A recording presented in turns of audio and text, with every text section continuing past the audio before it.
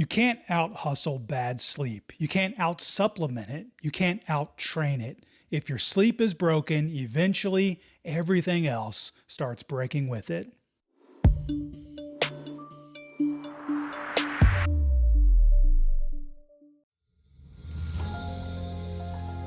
Welcome to the Rebellious Remedy. I'm Jonathan Ennis, founder of Dream Root Wellness. Here we return to Christ as the foundation of true health, body, mind, heart, and spirit, so we can steward our lives in faithful obedience to God's design. If you're ready to walk this out with others, you're invited to join the Dream Root Wellness Network. Join today at community.dreamrootwellness.com. Welcome back.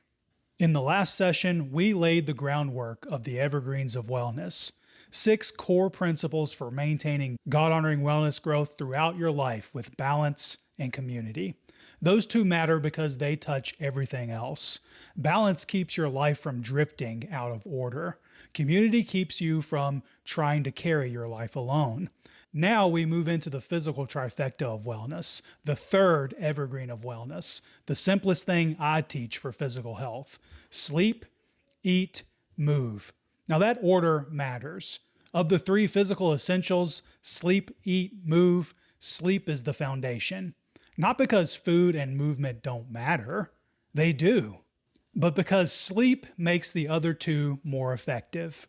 If sleep is off, everything else suffers. Your body recovers poorly, your mind gets foggy, your emotions get less steady, your discipline gets weaker, even your spiritual life gets harder to steward well, because exhaustion makes consistency difficult. And yet our culture treats rest like it's optional. And that's one reason the world is so confused about health. It keeps ignoring the basics.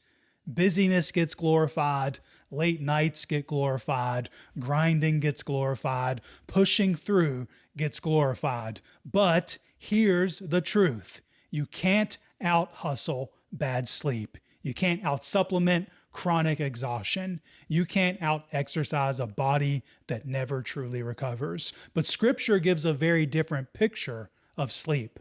Psalm 127 verse 2 says, "In vain you rise early and stay up late, toiling for bread to eat, for he gives sleep to his beloved." So sleep isn't laziness. It isn't weakness. It isn't a reward for finally finishing enough work. It's a God-designed reset for the body and mind, because God built restoration into life itself. And when you neglect sleep long enough, you're not just making yourself tired. You're robbing yourself of a gift He included in your design. So before we go deeper into food and movement, we're going to deal with the thing most people quietly neglect: sleep. A lot of people think sleep is passive, but sleep is one of the most active, powerful recovery tools your body has. When you sleep, your body repairs cells, rebalances hormones, strengthens the immune system, clears waste from the brain, and restores the nervous system. So when you keep cutting corners on sleep, you're not just making tomorrow harder, you're cutting into the recovery God built into the human body. And that lack of recovery seeps into other areas of life. Poor sleep spills into mental clarity, emotional steadiness, physical recovery, appetite regulation, stress response, decision-making, focus, discipline, and resilience. One of the great lies of modern life is that rest and recovery is secondary to everything else, that it's not that important. People want more energy, better mood, better recovery, better focus, better health, and better discipline, while neglecting the very thing their body uses to restore those things in the first place. The fact is, if your sleep is poor, your health is poor, period. A lot of people tell themselves they're fine on 5 or 6 hours because they've done it before. I used to believe that too. Whether it was all-nighters in college or back-to-back shifts as a paramedic in pre-hospital emergency medicine, I told myself I was functioning fine. But functioning isn't the same thing as thriving, and surviving isn't the same thing as being well. That's one of the biggest lies people believe about sleep. If I can still get through the day, I must be okay. But that isn't true. You may still be upright. You may still be productive. You may still get through your shift. But that doesn't mean your body is recovering. It doesn't mean your mind is sharp. It doesn't mean your emotions are steady. And it doesn't mean the cost isn't piling up quietly. That's how chronic sleep deprivation works. It usually doesn't wreck you all at once. It wears you down over time. And the dangerous part is that people adapt just enough to call it normal. If I'm honest, bad sleep habits didn't start in adulthood for me. They started young. Having a twin brother meant we shared a room growing up.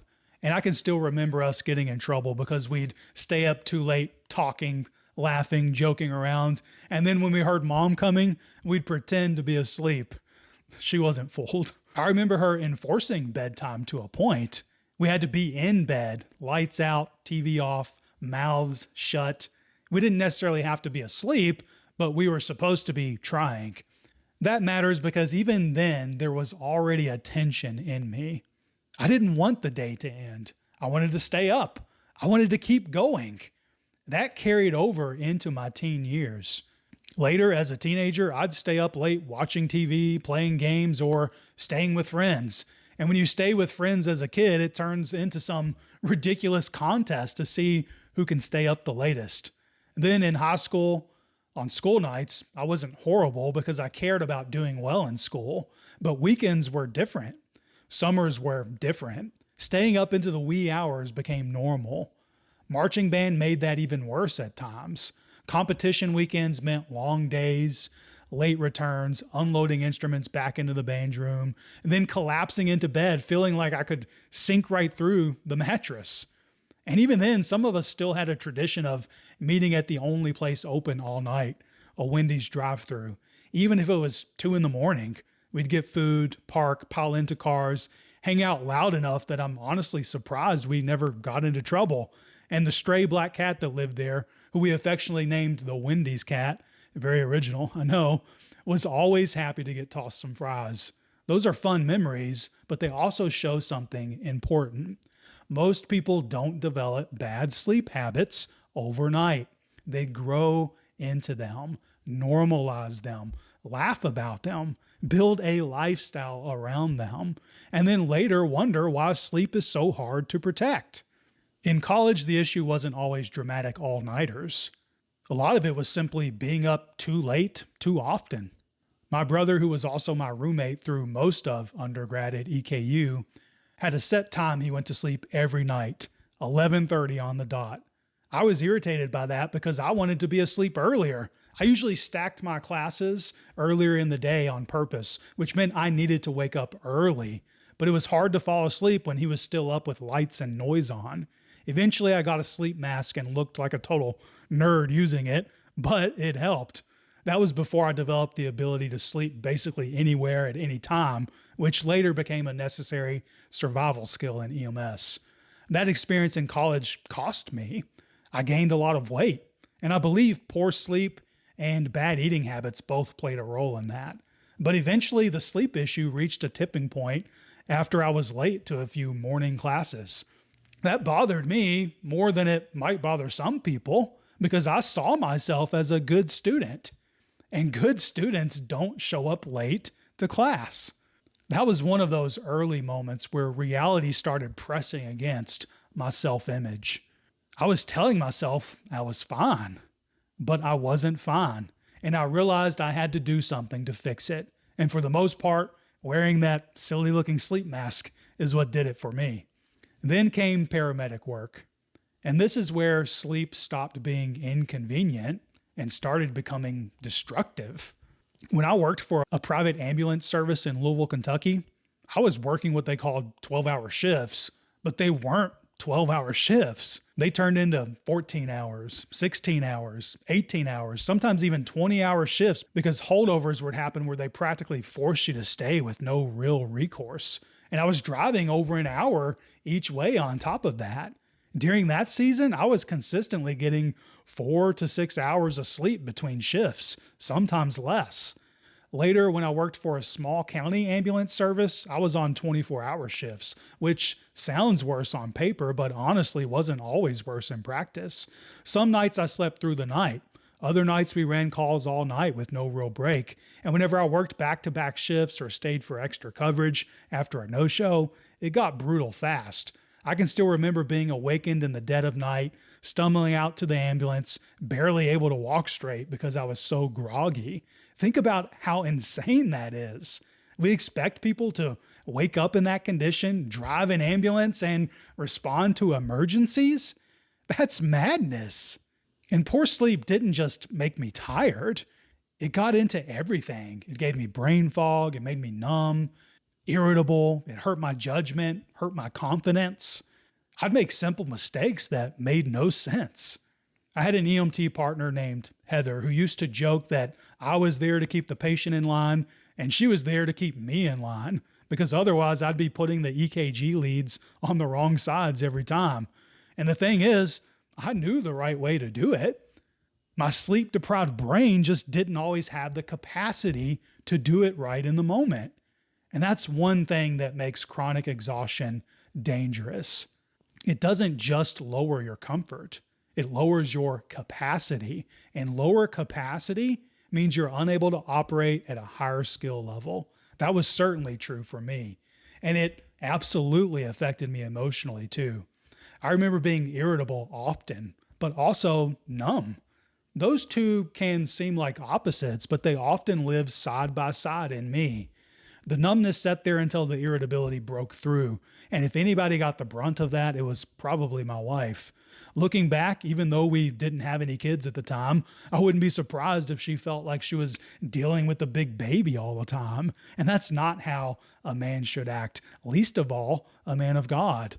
To be honest, sleep deprivation also wrecked my spiritual life. I mean, my lack of faith and commitment wrecked it more, but that's beside the point. When I was working 80-plus hour weeks, I certainly didn't feel like I had time for scripture or prayer. That's the last thing I was thinking of. I wasn't living out my faith strongly at all. And that's one of my biggest regrets from my paramedic years. Because if you're working EMS, law enforcement, fire, anything like that, you're seeing people in their worst moments. That's exactly when they need your witness for Jesus Christ. And I think of all the missed opportunities I had because I was too burned out to care. That one really hurts. Sleep deprivation didn't just make me tired. It made me less present, less sharp, less compassionate, less spiritually awake, less effective in doing the work God had called me to. I'd fall asleep in church sitting upright in the middle of service. I'd even fall asleep in the back of the ambulance on late night runs with nursing home patients who didn't know the difference. I'm not proud of that. But at the time, those few seconds or minutes felt like survival. That's what I want people to understand. Sleep deprivation doesn't just make you yawn. It can hollow you out. It can make you less of the person you want to be and more of the person you don't want to be. Less of the person God has called you to be and more of the person who is far from God. Poor sleep wasn't a private problem either. It strained my marriage. I was gone working 80-plus hour weeks. And even when I was home, I wasn't fully home. I was living in a fog. My wife could see things in me that I wouldn't admit. She probably noticed my lack of drive most clearly. On my days off, I'd sleep half the day just trying to catch up. Then that meant chores didn't get done, or I'd rush later trying to cram them in. I'm sure that was frustrating for her. And even when I tried to catch up on sleep, it didn't really fix me. That happened all the time on those 3 and 4 day shift cycles. I'd finally get a day off, sleep half the day, and still wake up tired and groggy. That matches what the research shows. Sleep debt doesn't disappear just because you finally get one long sleep. The body keeps score. In fact, research shows 1 hour of sleep debt can take up to 4 days of good quality sleep to fully recover from. That's why short sleep all week and catching up on the weekend isn't nearly as effective as people want it to be. You can't build health by repeatedly draining yourself and then hoping one lazy morning fixes it. You build health through consistent restoration. Truthfully, sleep is still the hardest thing for me to protect because the struggle didn't disappear just because I left EMS. Now, the biggest threat to my sleep is my business. I'm trying to find time between work, family responsibilities, content creation, outreach, and everything else to get the critical work done for Dreamroot Wellness. And that can push into the wee hours of the night. That's the biggest burden on my sleep right now. Yes, newborn life can interrupt sleep. Yes, extracurriculars with the kids can push things later. Yes, life is full. But the main way I still steal from sleep is trying to make time for the business. And what happens to me now when I string together several bad nights in a row? To put it bluntly, I feel like garbage.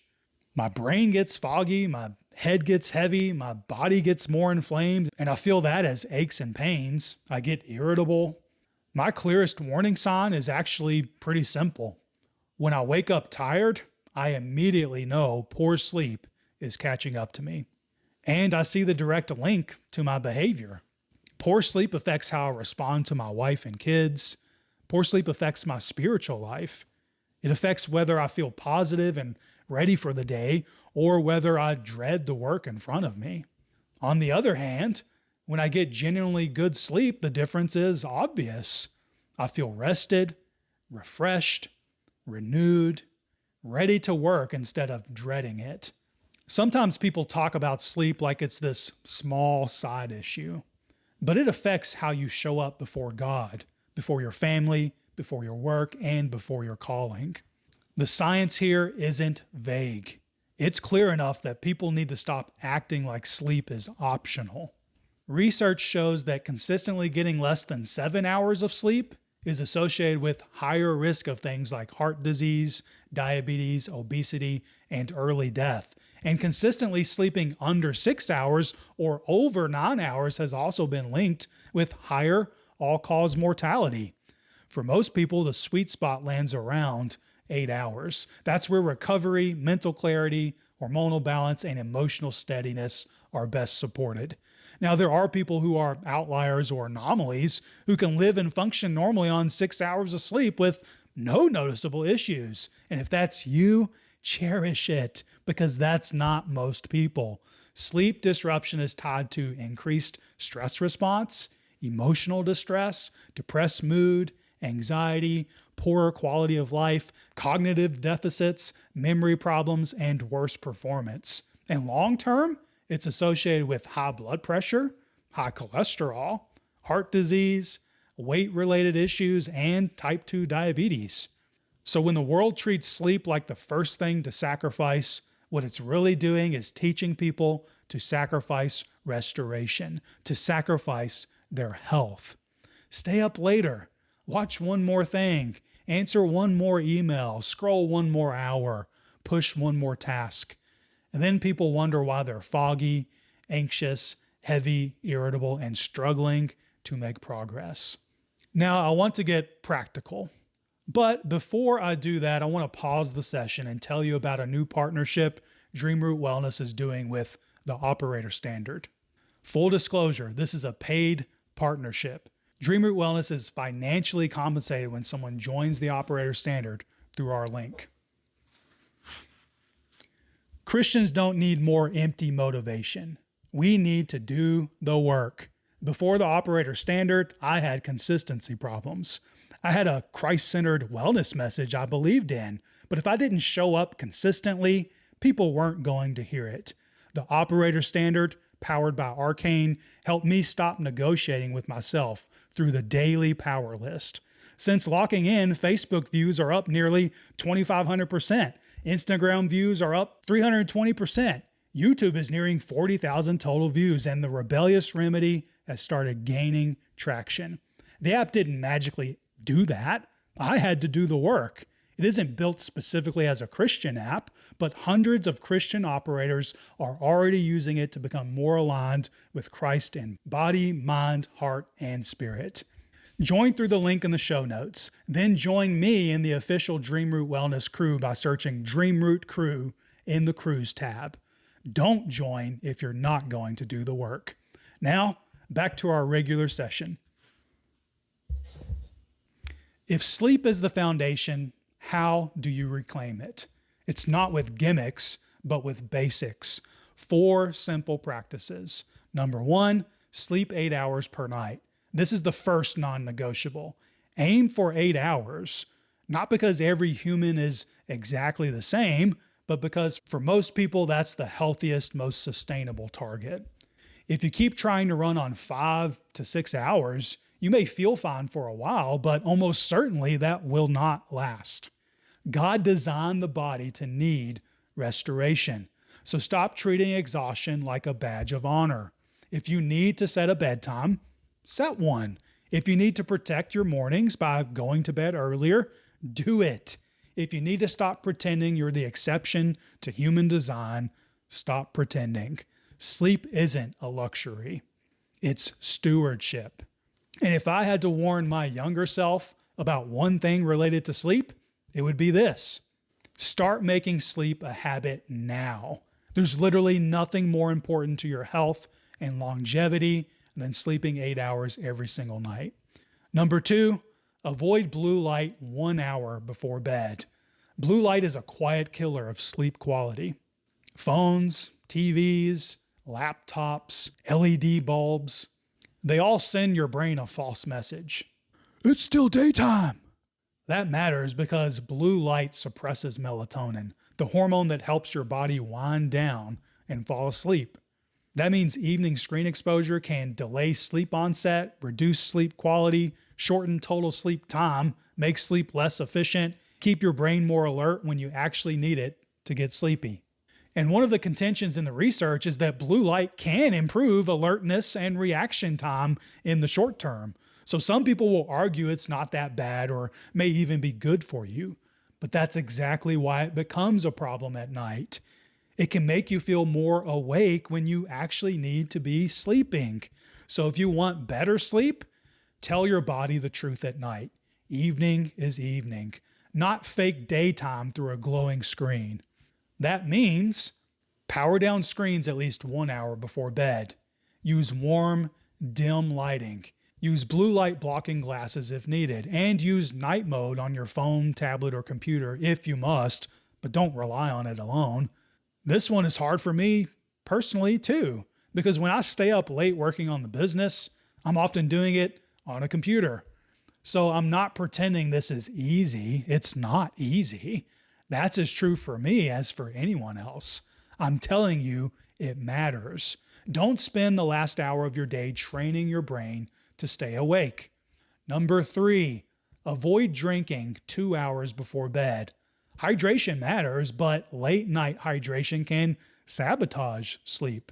If you drink too much too close to bedtime, you increase the odds of waking up to use the bathroom. And every interruption matters because fragmented sleep isn't the same as deep, restorative sleep. There's even evidence showing a meaningful relationship between bedtime beverage drinking and insomnia symptoms. That doesn't mean one sip of water ruins your life, but it does mean if nighttime waking is a pattern for you, bedtime fluids may be part of the problem. For me, I can tell you this. When I make the mistake of drinking a lot of water before bed, I always wake up with a painfully full bladder in the morning. So if sleep fragmentation is an issue, cutting fluids off at least 2 hours before bed can be a game changer. Hydrate well during the day. That will help keep you from sabotaging the night. Number 4, avoid eating 3 hours before bed. Late night eating is another enemy of quality sleep. When you eat right before bed, digestion stays active when your body should be winding down. Deep sleep becomes harder to reach. Insulin rises when your body should be settling into its overnight fast. Reflux risk increases, and sleep quality suffers. And for a lot of people, nighttime eating isn't real hunger anyway. It's stress, boredom, comfort seeking, emotional eating, and a result of a poor eating pattern earlier in the day. For me, poor sleep and poor eating have often gone hand in hand. Most people who eat like garbage also sleep like garbage, and honestly, that's probably just a reflection of our culture. Many of us do everything like garbage: eating, sleeping, exercising, drinking, working, connecting with people, even being present with our families. Mediocrity is normal these days, but it doesn't have to stay normal. So set a hard boundary. The kitchen closes 3 hours before bed. And if nighttime cravings keep hitting you, ask the real question: am I truly hungry? Or did I fail to nourish myself well earlier in the day? So here's the recap. Sleep 8 hours nightly, no blue light 1 hour before bed, no fluids 2 hours before bed, and no food 3 hours before bed. That isn't flashy. That isn't the kind of advice the wellness industry can build a giant profit machine around, but it works because sleep isn't built on novelty. It's built on regular, daily practices. Now, it's your turn. This week, you're going to reclaim your nights by creating a personalized sleep hygiene plan that you can commit to for the next 7 days. And if it works, keep doing beyond that. Design a sleep hygiene plan built on these essentials: sleep schedule, blue light defense, and no late night food or drink. First, set your sleep schedule. Pick a consistent bedtime and wake up time. Yes, even on weekends. Aim for around 8 hours of sleep. And let me say this plainly. The practical habit that has helped me most whenever I've actually honored it is having a set sleep schedule and keeping it for days in a row. That's when I feel most recovered. So don't just pick a bedtime that sounds nice. Pick one you can actually keep. Then build a wind down routine that tells your body and mind it's time to rest. That could include reading, light stretching, prayer, journaling, quiet conversation, dim lights. What matters is that it helps you slow down. Second, build your blue light defense. Pick at least one clear way to reduce evening blue light. For example, wear blue light blocking glasses after sunset. Turn on night mode on devices. Shut off screens at least 1 hour before bed. Switch to warmer, dimmer lighting in the evening like amber bulbs or salt lamps. Don't overcomplicate this. Pick what you can actually do. Third, set your food and fluid boundaries. Create a clear cutoff for food and drinks. No food 3 hours before bed. No fluids 2 hours before bed. Then write the actual times down. Don't just say, I'll try. Keep track of it every night by writing it down. And real quick, if you want my guide on how to build a sleep hygiene plan with the full example plan and sleep schedule, use the link in the show notes or description. Fourth step, track what happens for 7 days. Track how rested you feel when you wake up, your energy during the day, your mood, and your focus. Don't make this complicated. Just pay attention. Step 5, reflect and adjust. After 7 days, ask, what worked? Where did I struggle? What needs to change? Because sleep doesn't get reclaimed by vague intentions. It gets reclaimed by honest action and real adjustment. The next thing I want you to do is post your sleep hygiene plan. If you're in the Dream Root Wellness Network, post it there. Follow me on Facebook or Instagram and post it on any of my shorts. Or if you're watching this on YouTube, drop it down in the comments section below. Then after your 7-day trial, share what you learned and what you're going to change moving forward. Offer feedback to others. Receive feedback. Iron sharpens iron. And that applies here too. Sleep isn't something you earn. It's a gift from God. And if I had to say one sentence to exhausted Christians who think sleep is optional, it would be this: you are not promised tomorrow. James chapter 4 verse 14 says life is like a vapor, here for a little while and then it vanishes. So stop acting like destroying yourself today is wisdom. Sleep is not a reward for a productive day. It's a God-given necessity for sustaining life. You can either prioritize it now or be forced to prioritize it later. That's the choice. So reclaim sleep, protect it, master it. Next week, we turn to the next part of the physical trifecta: eat. Because once sleep starts getting back into order, the next question becomes obvious. What are you feeding the body you're trying to restore? We're going to cut through the noise, the diet industry confusion, and the fake food culture, and get back to simple, grounded nutrition that actually supports health. So this week, protect your sleep. Next week, we deal with your plate.